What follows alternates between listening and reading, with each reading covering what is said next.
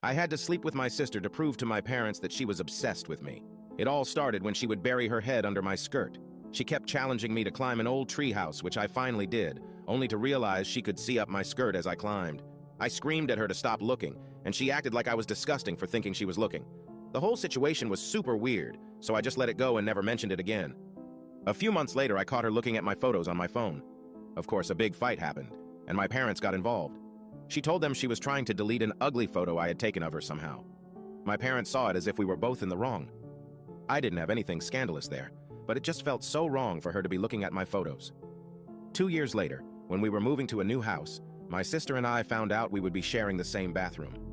My sister acted annoyed, but I could see the smile on her face. She never knocked when I was in the shower. Instead, she just tried to see if the door was locked.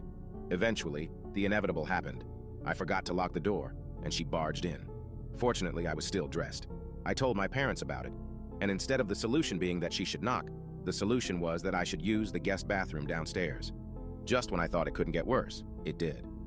A few nights ago, after a family barbecue, I went back to my room and noticed that the pants I had changed out of before everyone arrived were out of the laundry basket and on the floor. When I got up to do the laundry the next morning, I realized that the underwear I was wearing with those pants was missing. I wanted to scream my sister's name and storm into her room, but it would be pointless. The idea of confronting her about it and her trying to manipulate me again was so exhausting that I simply didn't say anything. I knew my younger sister was guilty, but I had no concrete proof, and I was sure that if I confronted her or told my parents, she would just try to manipulate me again and make me feel crazy. As I suspected, a few days later, I noticed that some of my white and black underwear were missing from my dresser. But this time, I didn't say anything and acted like I didn't know anything.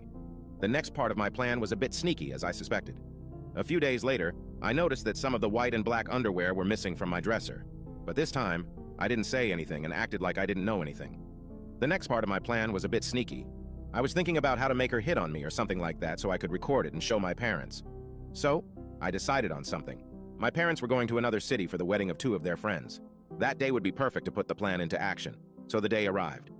I thought of all the ways to provoke her, and the most effective way I found was to pretend I was using the bathroom and stay inside wearing only the bottom of my bikini, waiting for her to barge in as she always did. As expected, she broke in through the door as usual, but I didn't expect the reaction she had. She stood there staring at me as if she wanted to pounce on me, like a wolf looks at its prey defensively, but at the same time with a scared expression. This time, I did it differently. I didn't scream. I didn't move away. I didn't make a scene. I just looked into her eyes with a tempting expression. I smiled and asked, "Do you like what you see?" She was startled again and said, "Of course, I've always hoped for this sight."